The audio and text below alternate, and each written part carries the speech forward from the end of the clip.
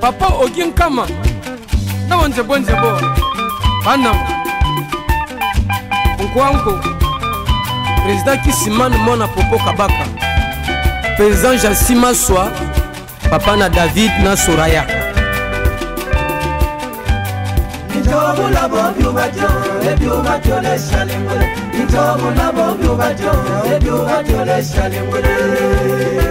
Père de Timaswa.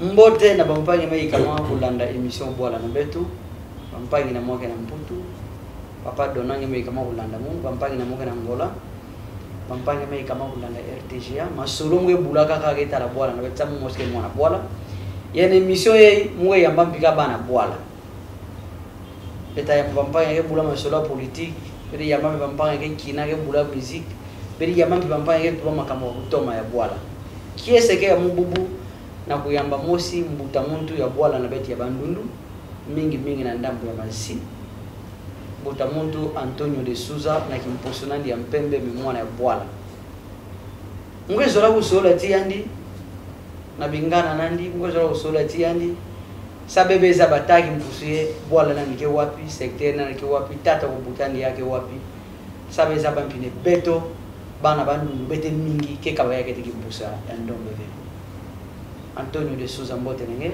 mbote na beno nyonso na bampangi na ke landa beto kima mush mugezo yiga pana mugezo yulange enki mbishi na ya nene ke jingaga na masa meke diaga na nseki ilere yake ya na nseki nkombo nsusu libata ke yula ya nve kwa kuna nseki ngeme kuiso sala enki kana me vutuka riaga na mas yari afluk akita afutuka na mas ngandu bambishu nyonso ya mas eske bota yula andi kwa kuna masa ngeme kuiso kusala enki ngeza ba jine ya ambishi kiboko kiboko ke jinga wapi ke jinga na mas kiboko ke riaga wapi ke riaga na nseki lera ke bashika na nseki banyama ina nyonso ke na nseki bota yula andi kwa ngeme kuisala enki kana mekita na masa bambishi nyonso ya masa ata moshta yura nive kwa ngeme kusala enki yo ina muge tuba nange kampusia ya muge na yo kampusia ya muge na yo ke mpusu ya kiboko ya muta bashi kuna ata moshta yura munve kwa ngeme kusala enki lera muge kusubutuka kwa kuna kati ya masa baya kwa kuna masa ata moshta yura munve kwa ngeme kusala enki bet mi okana tangu yai landa kaka masolo na bet landa kaka masolo mwezo la ngesange vati bingana mingi tozeme butuka wapi bwala na ngeke wapi sange mingi bwala kaka Kinshasa atange kwena mputo ngesa kaka bidu mzole keme mfutuka na bwala toze kubutuka wapi origine ngengi munu butukaka na uto mboto butukaka na bonga yasa na 1957 moge mwana ya Leopoldville nantango ile mandaga Leopold bandaka Kinshasa inantango ile pi ile ya betu butukaka na 1957 alors bet me yera pi popana bet me kwenda na ba classe popana classe na munu école primaire na munu ya tete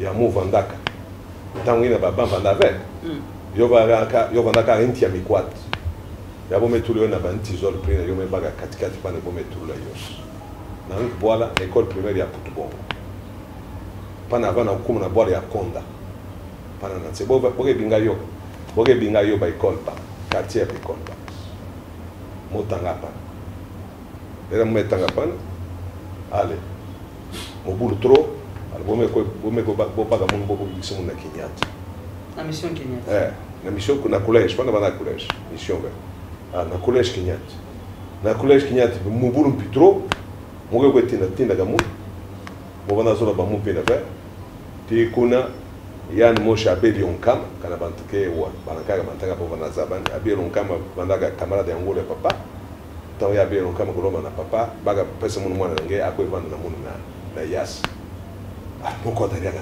na yas moko esala kuna classe te kona mama kukuta muno amonaki kamoko elanda mwana yai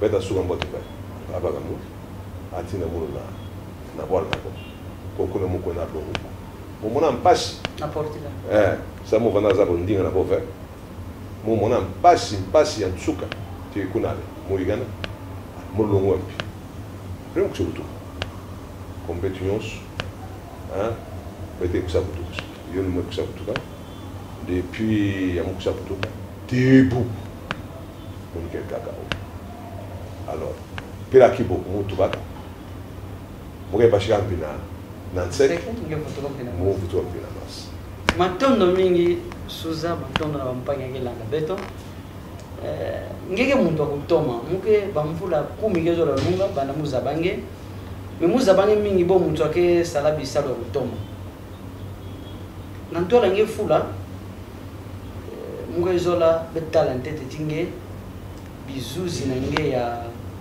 ba plantation na nge ya mukamu bizuzi na nge ba plantation mangai ye muta futukila nge na kuvula nge mwa bangivula fioti sange kama muta kutoma Benjamin Luye me pesa nge mwa minute fioti betu dina mu bizuzi ya ba wileri ya toze ti kimvuka na nije kotra ke sala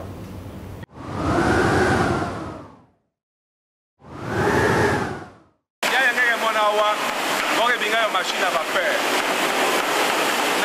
au 18e siècle la révolution industrielle seulement na mbutu yo vandaka partir ya ba machine ya bubu ya yo sala vanda na ba musée mais la preuve qu'elle yo ke salaka ti bubu ya awa bete na pulve ya courant électrique énergie nyonso ke pesa betu vapeur ina perme mona ba chaudière kuna ba chaudière ina ke tokisaka masa ina kanome bakatia yo me toka yo me bashisa vapeur mo pepine ya ntia ke kusokote na machine ya tango ya machine ya ke tambula na pression ya vapeur ina kilo ke tambula ake pesa mouvement na usine nyonso na alternative na bele mona pana ya courant pale okele yo ke pesa électricité nyonso na usine même quand avec les autres vous branchez même il y a 50 maisons vous branchez d'ailleurs donc nyonso ke salama wa barrage mocha tap barrage mocha wa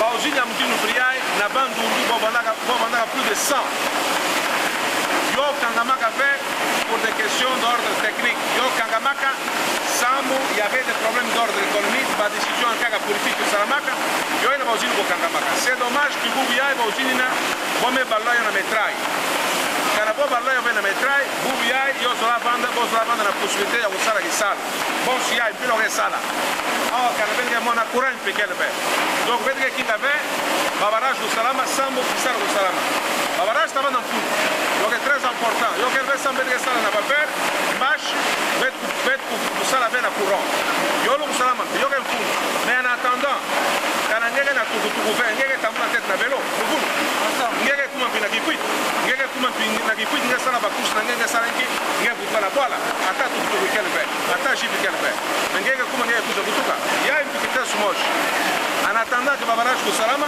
courant ko lutana babala nyos sabi yake salama na modelo yo ya impi beta kwa beta bigisa yo ba papa na betu ku vandaka bome kwaka bo bigisa yo mon bita kwa muta bigisa yo kima yake kwaka pe ko salaga yo sam na bubu timbash mutba ngembala ina bora ke nene mulu komba ba amzu ya bantu nyoso be mure komba lo kongu na mun itango ya ba ina tuko komba ini abo ngemo na bora za sarinki yo takuma prop awo mure no ni awa parce qu'il y a une bet protéger yo ba ina mukambe protéger yo bila bantu simba yo katola ba libende bo betega na metrai bila kubandaka be yo ino kesa ya mingi wana sa ya bobia comme lo sai na ba metrai me kuma na ba metrai bo ketega metrai na kilo kana combien bo no ina bon ya bubu me bo ke na bon ya mbashi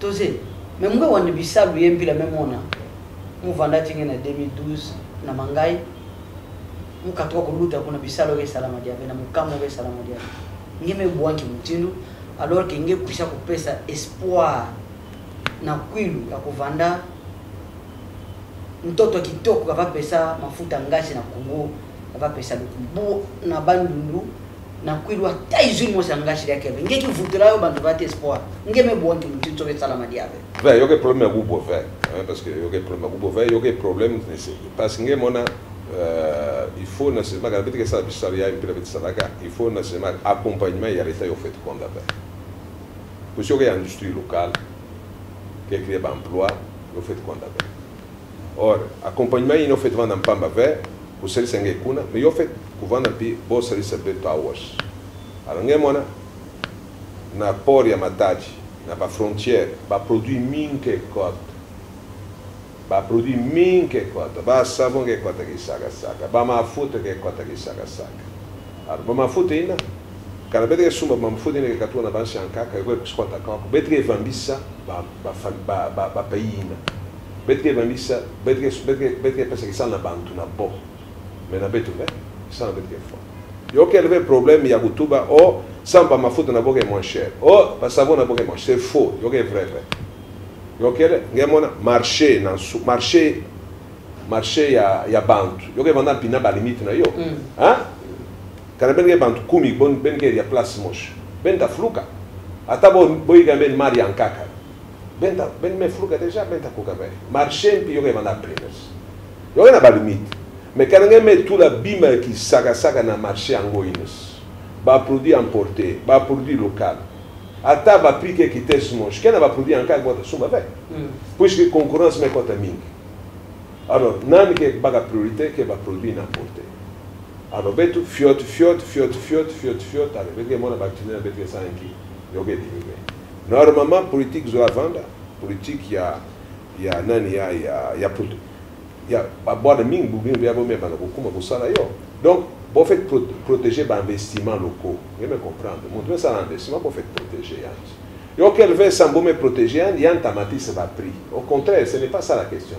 Au contraire, bon t'as élargi le marché, plus qu'à beaucoup élargir le marché, moins cher à que t'as pas produire là. Plus qu'à produire plus. Vous comprendre.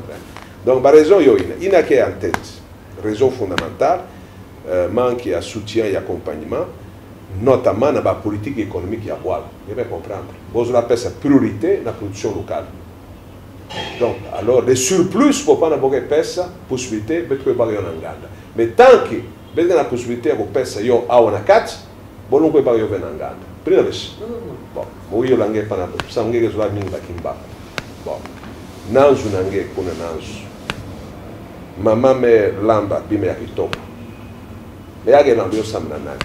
Ake nombe sama na bana est-ce que tant on est takatuka na kisalo nge kuma nanzo ngeke wambana boke tatanzala ngeta yula mama me pourquoi bo me dia ve o ve muko na pesante de maria na bana ya voisin kuna est-ce que ngeta ndima kite smosh donc yoke hanzo na betu bima na betu me boke pesa yo na bantanganda au détriment ya bantakati.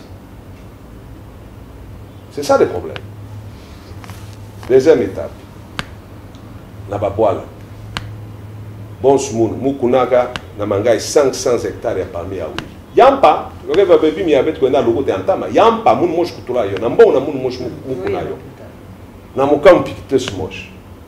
Mais la pauvreté est tellement na baboala ina qui activité économique en cas yo kelve. Et tant riay, bantunyons.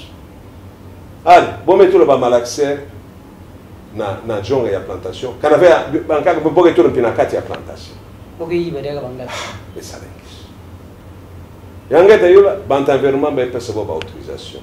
Alors quand boke zo ko sala ba mafuta na bo. Mais boke ta na ba fin dan ka boke sala na ba maba ya boke na ba fin. Veve boke ko sala kana kati ya mpango na ngi. Donc ngashi na ngayo be kuma pia bo. Mais ba taxe nge mutwe futa me bo. Alors, bien sûr, tant qu'il y a pas de salle qui s'arrête. Il y a un qui s'arrête qui est diminué. Normalement, la caïne, les tas de la touba, non, il y a un maba bon il y a un investissement très important. Bet fait pour protéger yo. bet ko éviter la population cadre yoin boge kuisa boge profiter de ça ya bet ko encadrer la population atabe trouver ka mécanisme en cas peu importe mais bolungu pesa yo ve bo pesa ni pas cheve sans avec sans ta foi. Voilà la raison pour laquelle l'activité pour ça yo me ou kita. Mais yo ge bon sous voiture me vendre dans garage. Hein? Ban vous les autres tato ge tamura ga yo ve. Mais kidu mangeta kuisa ngetu la batterie. Ngetu la kamwa carburant na kati. Yo ta démarrer. Nge ma tamura ya. Donc pendant en attendant bet king en tête ba situation ku améliorer. Alors normalement il faut que vous faites ça, la bête fait ça, vous faites ça, la politique mochia très précis. Même ça, mon économie, il y a voilà. On doit consommer local. On doit faire des efforts pour consommer local et encourager la production locale. Hein, n'est-ce pas? Alors, bête mon coin pas bim en Nganda, baina ya bimina bête que kuka kusala yo bête vert. Donc, luta na technologie, na bête que la capacité technologique vers au sala yo, na connaissance na au sala, bête vont comprendre. Mais ma faute est un gâche. Que vous voyez en Nganda? Mais alors, pendant Moussa et Kimoun en tant que simple individu, qu'est-ce que moi je peux faire? Mais ça, ce sont des politiques économiques à un niveau national. Il faut avoir la volonté politique. Et c'est que du bon sens, ça. Mais, à banquer le chômage, il y a Ming. Mais quand on ne pas bien en Nganda, il y a des personnes qui sont en Nganda.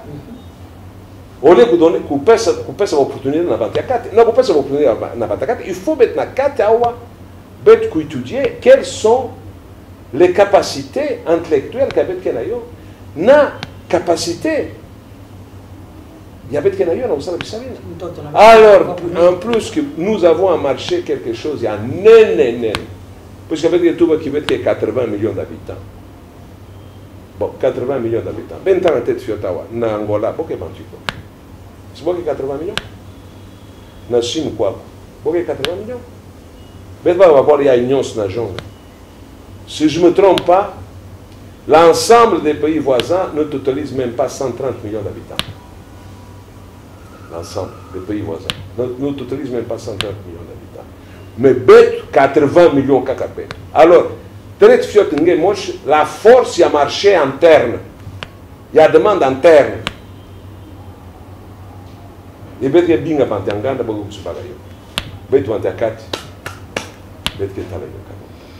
donc voilà, c'est ça les raisons. Mais espoir auquel il faut que ça baisse l'orientation en caca, à niveau il y a la politique économique. Bien sûr que ce n'est pas une chose qui est en 2 jours, mais il faut commencer. Quand on est au point d'awa, tu qui quitte la Makuru. Il faut que se manjila. N'est pas dans le premier kilomètre, deuxième kilomètre. Tiens, un souka yo, malem. Peut-être n'anima y a un gonda sambano, n'est comme les quitte. Mais quand on est pas ganjila fait. N'est tout pas. Est-ce n'est pas comment? Donc il y a un niveau de la politique économique, il faut être pas premier pas, être sale, être structuré. Fait d'abord faire un inventaire, il y a la potentialité économique avec Kenayo. Ça m'a marché avec le cadre. Après, il y a l'expertise, il y a des étudiants, il y a des bandes, il y a des dans la classe. Est-ce qu'ils sont capables ou ils ne sont pas capables? S'ils sont capables, alors orientons nos politiques industrielles vers leurs capacités. Et après, il y a un cas qui est capable de faire, membre fait, mais c'est comme ça que ça se passe. Matondo mingi bampanga ngelanda pe donc yoki nsoni mingi nsoni kibeni mpila bakatolete tubayo na kumona ne kima bo mafuta ngashi kima bonzo loso kima bonzo nguba kima bonzo madeso bet banseke mingi na Congo mungetu bantebe Congo loso neme vila loso kima bonzo loso bet fesumba yo na bamindele yo kwisa na bwala ye gouverneur ya Kwibu gouverneur ya Mai Ndombe gouverneur ya Kwango mweza ve mtoto yo ina mpamba ba izini bet vandati yo bele sabe ngo bezo sala mwangi kima bet sala na bwala bet biko soso wapi bantu mweza besana ngingeza kusa politika kwa gouverneur beto mutata wasive mutanga mukanda na ngemosi nge kupesa mwobe tanga mukanda na ngemosi bon mwezo la bakalkile binve mwanga ni moma yele na bakalkile que tu veux nous exemplaire vers kupesa tara bana nzonkana bila ngime tubayo botanga kupesa be intellectuel botanga saboza bante bandu ngenene kimutilu yoketi bantu kwa kuilugene nini kimtu sana utoma ya bwana na betu ngige bumba yo sana vemo ke bumba yo ve yoke ba bon kena pala na kati bant kena Antoine na bet bolombaka est-ce que betu ça la réflexion moche na kutala en que mutindu betu cria ba condition ya développement ya kuilo etc même pas kuilo même bandundu même d'ailleurs ba Provence en caca puisque kana bet ke tala mbote l'ensemble de la province avec un ailleurs, 24, 25, 26, il y a plus de 15 provinces, même plus même.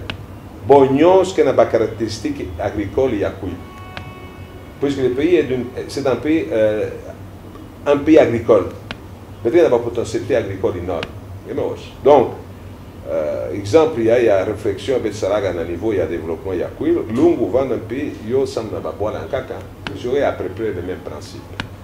Alors, le problème qui se passe, c'est que nous devons comprendre ceci, que Bet fait Koutala, la question est de savoir qu'est-ce que. N'entend ou yantama. N'entend ou yantama. Même, je ne parle même pas avant l'indépendance, bien après l'indépendance. Est-ce que l'agriculture n'a pas été vendue en période quel bout? Elle est vendue en bateau. Bandana Saragisal. Tant que je retourne en 1977, il y a un peu la place à Moukoutkak. Mais pas dans la boîte de Moukoutkak n'est pas commerçant, pas congolais. Pas Tatama Passa, pas Pius Ngombe, pas Papa Pemba, pas Inkin Koura. Bon, on va dans la camion.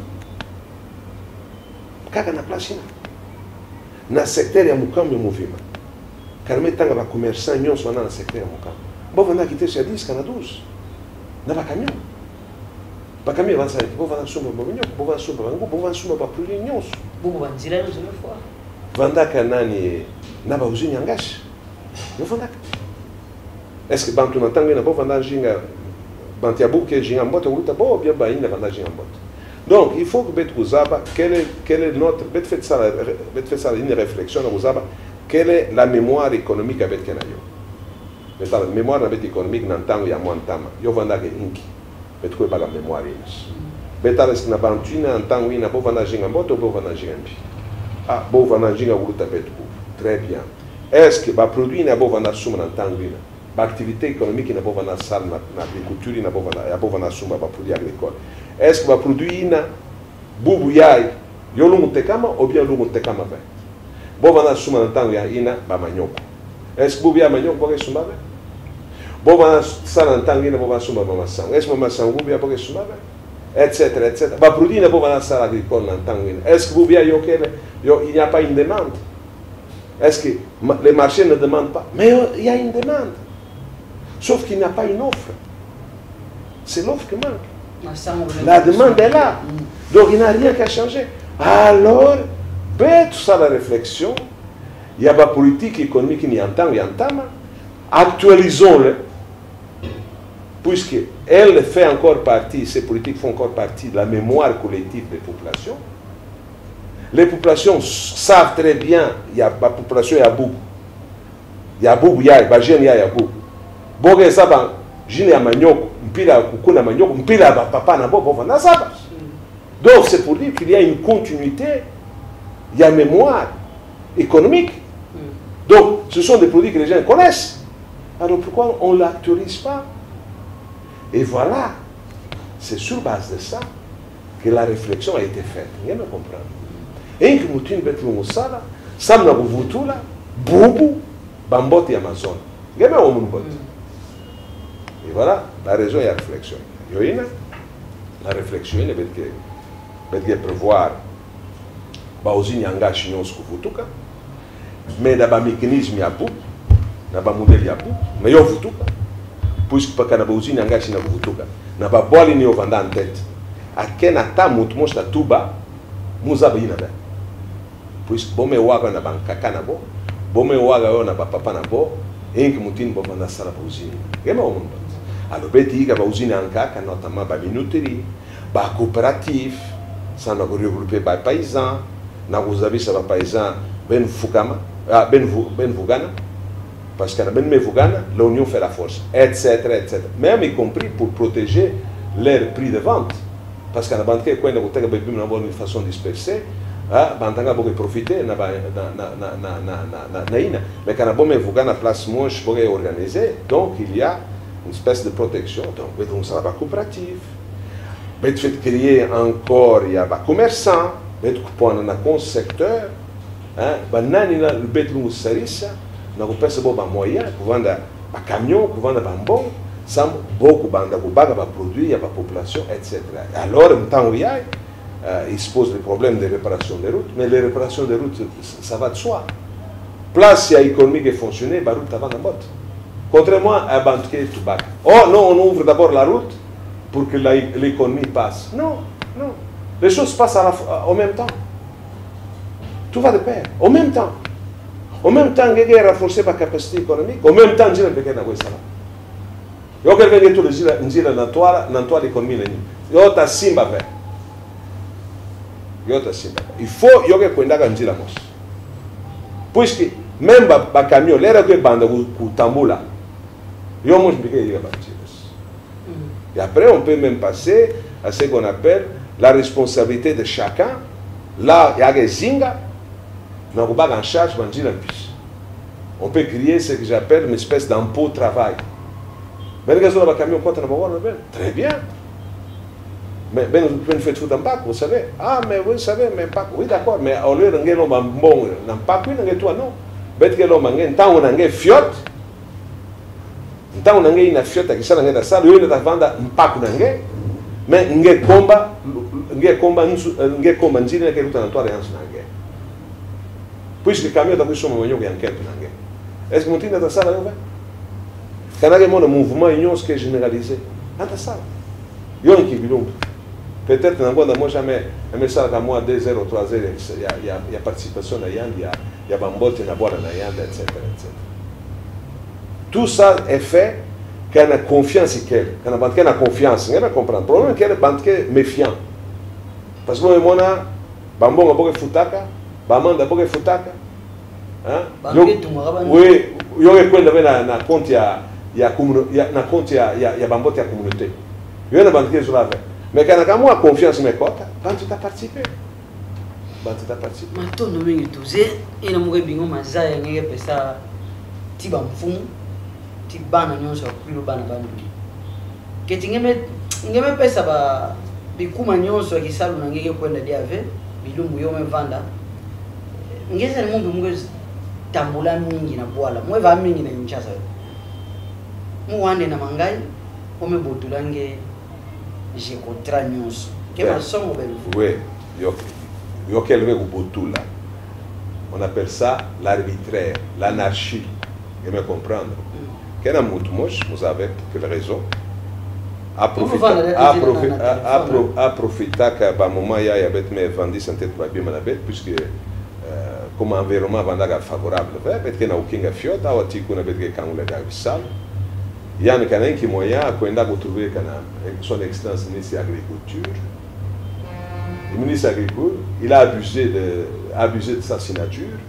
Le ministre de l'Agriculture signé a arrêté, soit-disant d'avoir attribué bien à mon mangai. Or, d'abord, premièrement, si je me permets de le dire, il y a une compétence au ministère de l'Agriculture, la ministre de l'Agriculture, puisqu'ils sont des titres fonciers. Vous avez la compétence, il y a le ministère des titres fonciers. Et après, d'abord, même le ministère des titres fonciers, ils ont déclaré une tête bien nombre 100 mètres.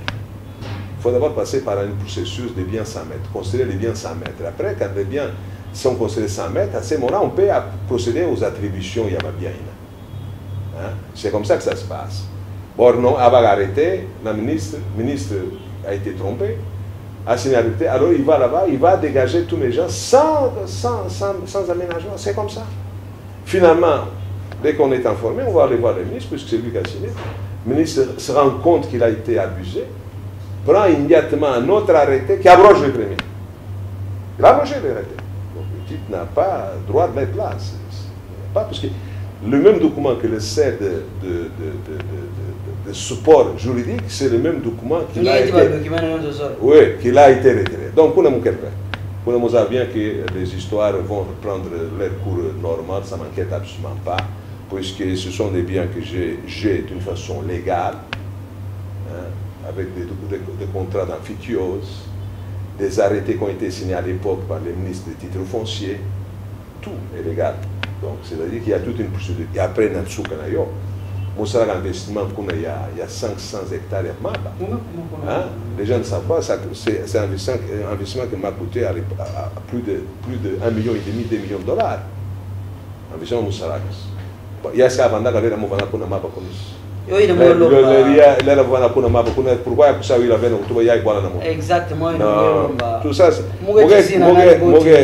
qui paye na sushi na yo fait vendre sushi na yo quand ngeti sushi na yo fait beto bana boire fait vendre sushi na zina nani botinira mon téléphone et monsieur Komonzele Fortuna là que longi na ipen mais que makamonkaka mpira metu oge nzoni mingi na muntu ametanga nzonkanda oui na plus sangeza basi awe kana betu zola ba muntu muntu ba moyo muntu badi bampanya kelanda musana mangai bokelanda wela ne miso bora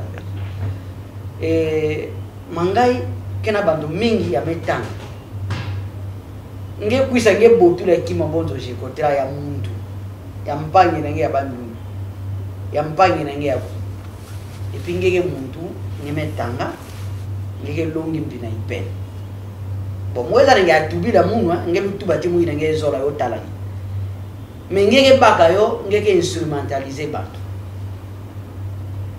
ngeta sala tionki sa ngeta baka ba capacité ya ko produire fait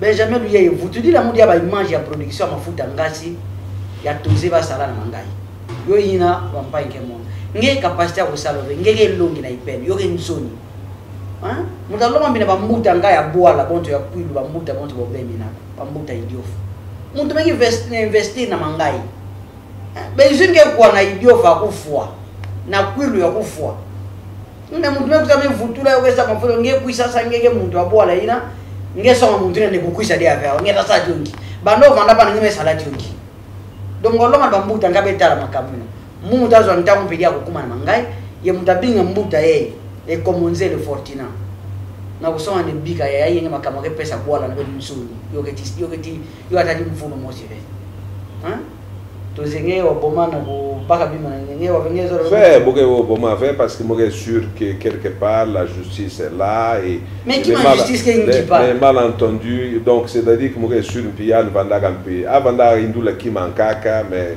yo kel babima be tuzwaga na ntango na yo na ba condition na yo na mesha bantu yo kel kima be kwenda ba na mpimba be ba na mesha bantu légalement avec tous les documents alors yo ke monika bonso un pila ngeke na jina nange n'est-ce pas hein ya mutu akusi kutuba nange jina ya yange yo ke yange fait ngeta mono bima mpamba ngeme comprendre wale katuba yo ke vanda na sens yo ngeme comprendre muke ba na sens yo no bubi ya mutu kutso nange so muno jina nange yo ina fait ngeke na jina nkaka mutu est-ce que muta ki paye on toi a me bela kilao ngewa muke ba na sens yo ke vena parce que yo ke illogique yo ke tina fait yo ke incompréhensible mais kana bantu ke metanga nzonga na ke sala makambo ina nki mutu ba nki leçon nki mbando ko pesa ba ya metanga mozala mutu ngeta yulanchi aske beno bambuta ngo yakwilo beteti ko ngeta yulanchi munu ve bet me kumana nchuko OK merci mingi ndinga nga nchuko lu baranki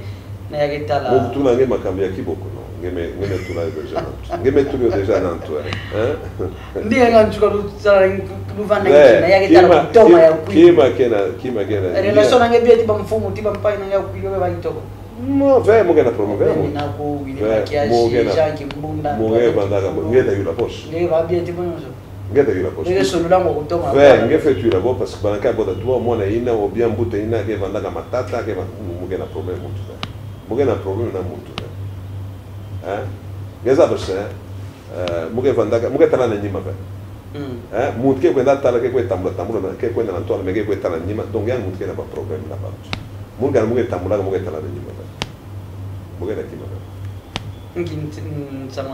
vai aqui mas muito tu yang sugas vai aqui mas que yang sugas muito tu vai c'est-à-dire que la bête la bonne population ya Kwilu dans l'ensemble bête on va na 6 millions ya 6 millions d'habitants 5 millions, 600 000, combien? Peut-être qu'il y a pas 6 000 et quelques, peut-être qu'il y a 500 et quelques groupements, donc peut-être qu'il y a pas tout. Alors, quand on est en mode,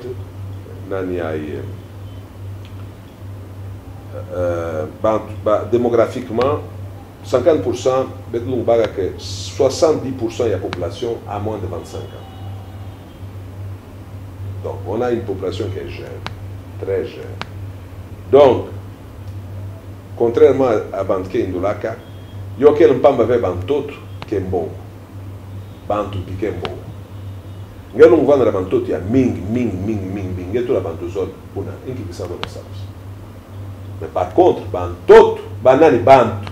La richesse commence par l'homme. Et nous avons cette richesse. Il y a la jeune, la population qui est jeune, qui me condamne pas. Bet créer des conditions pour se voir bizarre. Quand bet créer des conditions pour se voir bizarre, il y a ta monnaie, et puis la boîte la date. Parce qu'il soit avec elle, puisque j'ai avec elle, bande qu'elle. Maintenant, domingue, na pampa qui met la démission, boire la béton, na kilombo bobu, qui est même dans les monos, il y a mambuta na beti ya boire, il y a masibani, il y a Kwilu, il y a Bandundu, Antonio de Souza, il y a na bisabu nandi.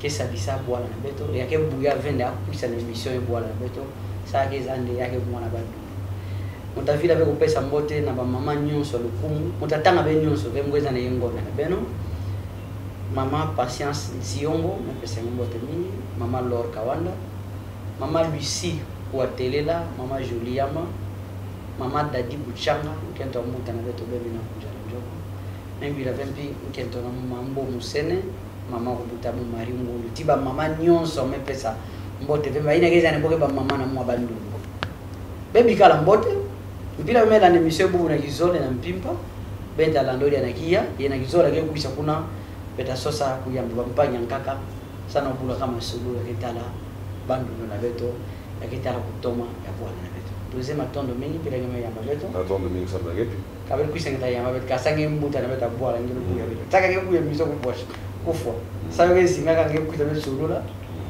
muvu tuka musoza ya muda ngasabe tuba na makama ketala kuyo na lulendo na mikia uma bana ke bana bana beda sura matolo merci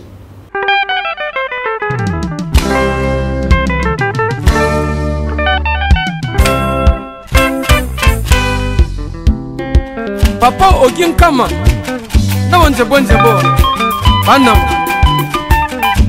nkwanko président Kisimane Mona Popo Kabaka, président Jassima Soa, papa na David na Soraya.